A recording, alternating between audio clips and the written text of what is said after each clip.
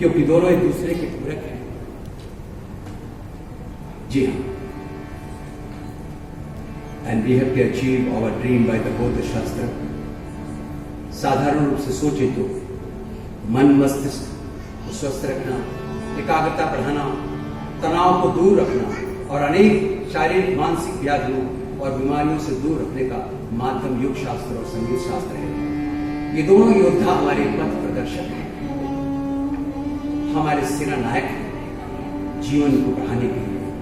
जब तबला, पखावज, harmonium, sitar, guitar को हम बजाते हैं तो अपनी उंगलियों के माध्यम से, इन जोड़ों से, ठुकनों से, कंधों से योग की प्रक्रिया का निर्माण होने लगता है, जाने अनजाने में।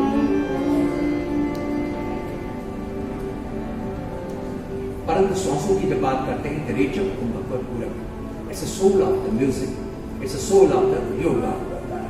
योग प्राणायाम की प्रमुख प्रक्रियाएं हैं जिसे संगीत शास्त्र के हर गायक, बांसुरी वादक, शहनाई और पाश्चात्य के सैक्सोफोन वादक को गुजरना पड़ता है, चाहे वो शास्त्रीय हो, उपशास्त्रीय हो, सुगम हो, लोक संगीत ही क्यों हो। प्राणायाम के एक प्रारूप यदि अभ्यास में न हो तो सब साधना अधूरी है। विशेष रूप से कुंभक प्रक्रिया रुक कर स्वरों की रंजकता को बढ़ाते हुए संगीत सभागृह में स्वरों की मधुरता पराकाष्ठा और चरम सीमा तक ले जाते हैं। We can say this is the breathing exercise, सांसों को अभ्यास देने की प्रक्रिया है। उच्च रक्तचाप, फेफड़े, हृदय और श्वास के रिदम के लिए चिकित्सीय सलाह दी जाती है। मन को शांति तो मिलती ही है। मेरे कुलगुरु संगीत महाविद्वान पद्म भूषण पद्मश्री स्वर्गीय पंडित ओंकार नाथ जी से जब पूछा गया कि पंडित जी आप इतना सुरीला कैसे गा लेते, इतना दमदार आप कैसे गा लेते, तो बंधुओं उनका कहना था, उनका जवाब ये था कि हम गाते नहीं हैं, वायु को नियंत्रित करने का प्रयास करते हैं, वायु को नियंत्रण में रखने का प्रयास करते हैं, और यही योग है। और यहीं से योग की प्रथम पाठशाला की शुरुआत। ये तो हो गई आज की बात जिस जीवन में हम जी रहे हैं, परंतु आज के दिन ये जानना अत्यंत आवश्यक है कि इन दोनों शास्त्रों की उत्पत्ति कहां से हुई, विस्तार कहां से हुआ। अकॉर्डिंग टू हिंदू मैथोलॉजी, पौराणिक धर्मशास्त्र के आधार पर भगवान शिव इसकी जनक है। तो तो योगेश्वर श्री कृष्ण उस संगीत को प्रकृति के कण कण में रचाते और बसाते हैं। वे योगेश्वर हैं। जब उनकी मुरली बजती है तो सारा ब्रह्मांड संगीतमय हो जाता है। सारी सृष्टि स्वर सागर में डूब जाती है। श्रीमद् भगवद गीता में अर्जुन के माध्यम से वे सारे योगों का व्याख्या करते हैं, निरूपण करते हैं, हमारे जीवन जीने की कला का निर्माण करते हैं। कर्म योग, ध्यान योग, सांख्य योग, भक्ति योग, संन्यास योग, ज्ञान कर्म संन्यास योग, दिव्य ज्ञान आदि के माध्यम से हमें सही जीने का राह बताते हैं। ये गीत योग और श्री कृष्ण, संगीत और श्री कृष्ण के नाम मैं समर्पित करता हूं। अनहद बाजी नाथ ब्रह्म की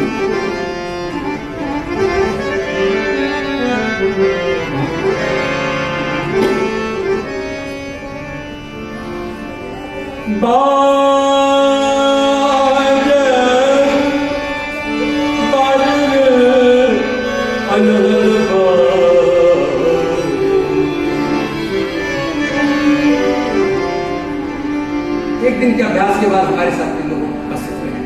अगर कोई गलती हो तो क्षमा करें। गलतियों के लिए मैं आपसे क्षमा आभारी हूं।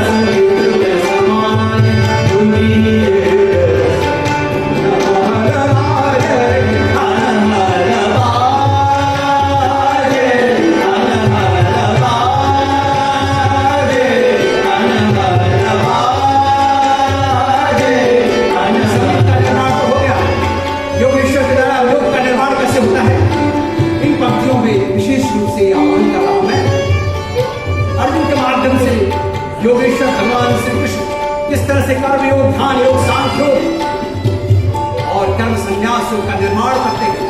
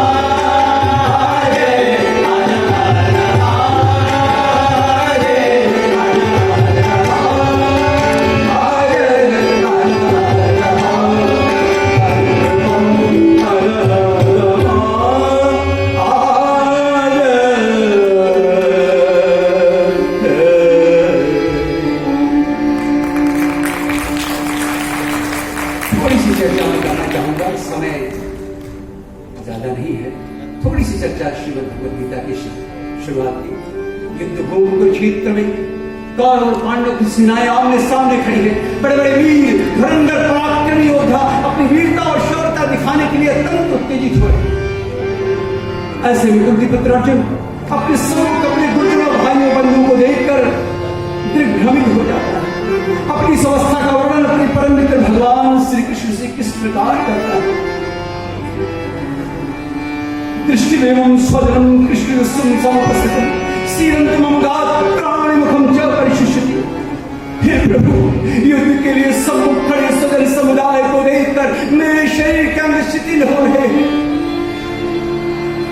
मन की मोहमाया जो मनुष्य को कर्म के पथ से डिगा देती है, अर्जुन की स्वाद से साफ दृष्टिगोचर होती है। आज हम सभी व्यथित हैं। ऐसे में उस युद्ध में दोनों तरफ सेनाएं खड़ी हैं। श्री हरि किस तरह से उस परम योग का निर्माण करते हैं।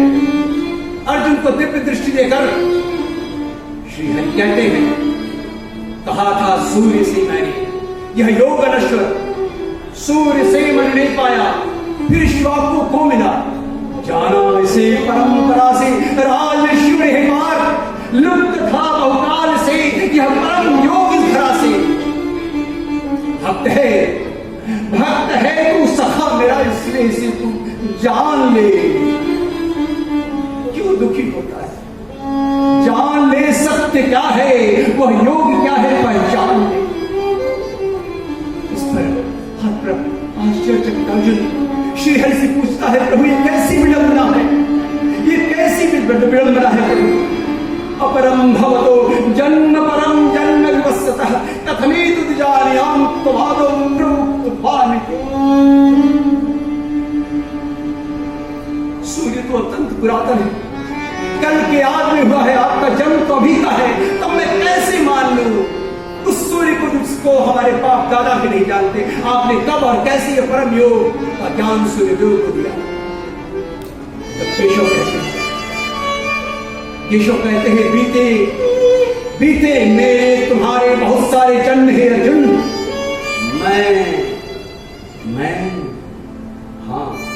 मैं उन्हें जानता हूं किंतु तुम मुझे नहीं जानते। आगे और स्पष्ट करते हुए श्री हरि कहते हैं, यदा यदा हि धर्मस्य ग्लानिर्भवति भारत अभ्युत्थानं धर्मस्य तदात्मानं सृजाम्यहम्।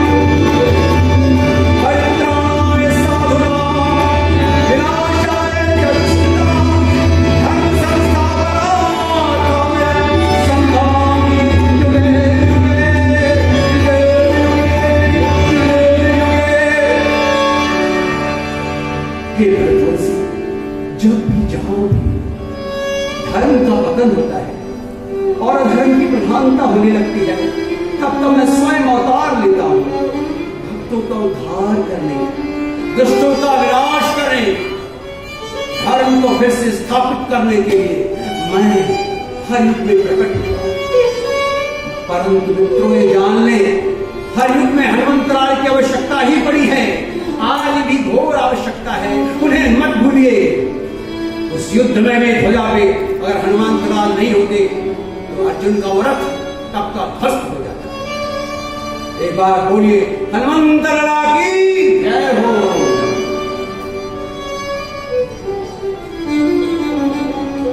आइए भक्ति गीत समर्पित करता हूं। अच्युतम केशव